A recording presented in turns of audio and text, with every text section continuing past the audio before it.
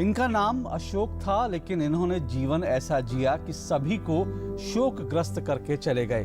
विश्व हिंदू परिषद के संस्थापक अशोक सिंघल को श्रद्धांजलि देते हुए प्रधानमंत्री नरेंद्र मोदी ने कुछ इस तरह से अपनी भावनाओं को अभिव्यक्त किया। अशोक सिंघल का कल दिल्ली में निधन हो गया था और आज उनका अंतिम संस्कार कर दिया गया। लेकिन अंतिम संस्कार से पहले अशोक सिंघल के अंतिम दर्शन करने के लिए लाखों लोग दिल्ली के झंडेवालान में उमड़ पड़े।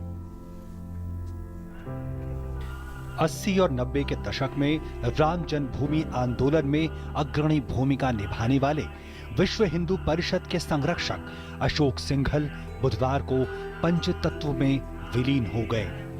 राजधानी के निगमबोध घाट पर उनका अंतिम संस्कार किया गया। अंतिम संस्कार के मौके पर बीजेपी और वीएचपी के तमाम नेता मौजूद थे।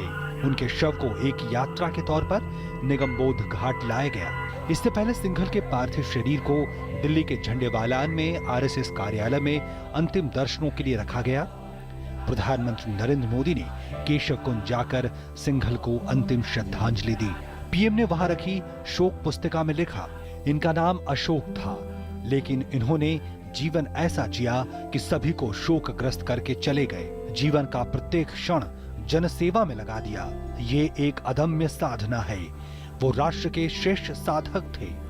अशोक जी को मेरा वंदन और प्रभु को प्रार्थना।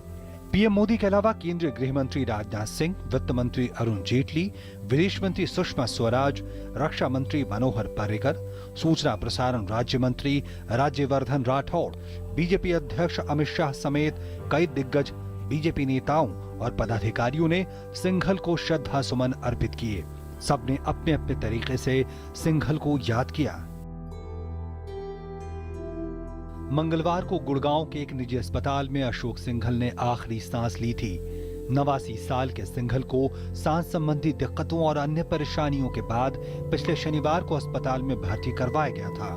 सिंघल को वेंटिलेटर पर रखा गया था और मंगलवार को हृदय गति रुकने और सेप्टिसीमिया के कारण उनका निधन हो गया। विश्व हिंदू परिषद के संस्थापक रहे अशोक सिंघल का जन्म आगरा में हुआ था और वो इंजीनियरिंग की पढ़ाई करने के बाद आरएसएस से जुड़ गए थे। देश में आपातकाल और संघ पर प्रतिबंध के समय अशोक सिंघल इंदिरा गांधी के विरुद्ध हुए संघर्ष में लोगों को जुटाते रहे। आपातकाल के बाद वे दिल्ली के प्रांत प्रचारक बनाए गए। 1981 में डॉक्टर कर्ण सिंह के नेतृत्व में दिल्ली में एक विराट हिंदू सम्मेलन हुआ, जिसके पीछे ताकत अशोक सिंघल और संघ की थी। उसके बाद उनको विश्व हिंदू परिषद के काम में लगा दिया गया। अयोध्या के राम मंदिर आंदोलन में उनकी महत्वपूर्ण भूमिका रही। राम मंदिर आंदोलन के जरिए ही उन्होंने वीएचपी संगठन को आगे बढ़ाया। दुनिया के 60 से ज्यादा देशों में अशोक सिंघल ने विश्व हिंदू परिषद के सेवा कार्य शुरू किए।